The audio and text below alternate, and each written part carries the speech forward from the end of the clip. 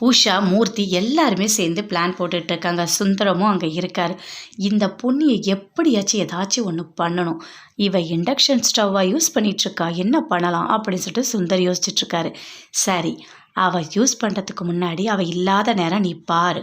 அப்போ கரெக்டாக அந்த ஸ்டவ்வை எடுத்துகிட்டு வந்துட்டு அதில் ஷாக் அடிக்கிற மாதிரி நம்ம பண்ணிடலாம் அப்படின்னு சொல்லிட்டு சுந்தர் சொல்கிறாரு. சரி, அப்படியே பண்ணிடலாம் அப்படின்னு உஷா எல்லாருமே சொல்லிட்டு இருக்காங்க. சரி இருங்க, நான் பார்த்துட்டு வரேன் அப்படின்னு சொல்லிட்டு போய் பார்க்குறாங்க. அப்போ கரெக்டாக பொன்னி உள்ளே போயிட்டாங்க. பொன்னி இல்லை, இதுதான் கரெக்டான நேரம் அப்படின்னு சொல்லிட்டு போயிட்டு சுந்தரத்தை கூட்டிகிட்டு வராங்க. சுந்தரமும் வராரு. வந்துட்டு அங்கே பார்க்குறாரு. அப்படியே அந்த ஸ்க்ரூ எல்லாம் கழட்டி நல்லா ஷாக் அடிக்கிற மாதிரி பண்ணிவிட்டு அங்கேருந்து எல்லாருமே ஒளிஞ்சு ஓடிடுறாங்க. அப்போ பொன்னி வராங்க.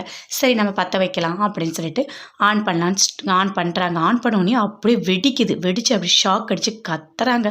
கத்திட்டு பொன்னி அப்படி கீழே விழுந்துட்டாங்க. அதை கேட்டோடையே அப்படியே ஓடி வராங்க. சந்திரசேகர், சக்தி எல்லாருமே ஓடி வராங்க. ஓடி வந்து என்னாச்சு பொன்னி, என்னாச்சு அப்படின்னு சொல்லிட்டு பயங்கரமாக டென்ஷன் ஆகுறாங்க. அப்படியே தூக்குறாங்க. சீக்கிரம் தூக்கு சக்தி, தூக்கு, ஹாஸ்பிட்டல் கூட்டிகிட்டு போகலாம் அப்படின்னு சொல்லிட்டு கூட்டிகிட்டு போகிறாங்க.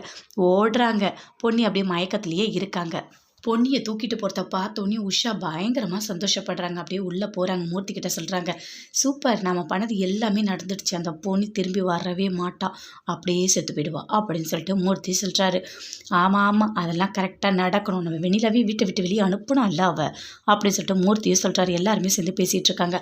சுந்தரம் சொல்கிறாரு, நான் கரெக்டாக பண்ணேன், அவள் உயிரோடு வரவே மாட்டா. இங்கே இருந்துட்டு என்னென்ன பண்ணிகிட்ருக்கா, அவளை பழி வாங்கணுன்றது தான் என்னோட முதல் நோக்கமே அப்படின்னு சொல்லிட்டு சுந்தரம் சொல்லிட்டு இருக்காரு. 3 பேருமே சேர்ந்துட்டு பேசிகிட்டு இருக்காங்க. பொன்னிக்கு ஏதாவது ஆயினும் திரும்பி வரவே கூடாது அப்படின்னு சொல்லிட்டு பொன்னியை சக்தி பயங்கர பதட்டமாக தூக்கிட்டு ஹாஸ்பிட்டலுக்கு ஓடுறாரு. சந்திரசேகரும் கூட போகிறாரு. போயிட்டு பொன்னியை சக்தி, சந்திரசேகர் 2 பேருமே சேர்ந்து அட்மிட் பண்ணுறாங்க. பொன்னிக்கு ட்ரீட்மெண்ட் பண்ணுறாங்க. பண்ண உடனே சொல்கிறாங்க, என்ன ஆச்சு, ஷாக் அடிச்சிச்சிங்க அப்படின்னு சக்தி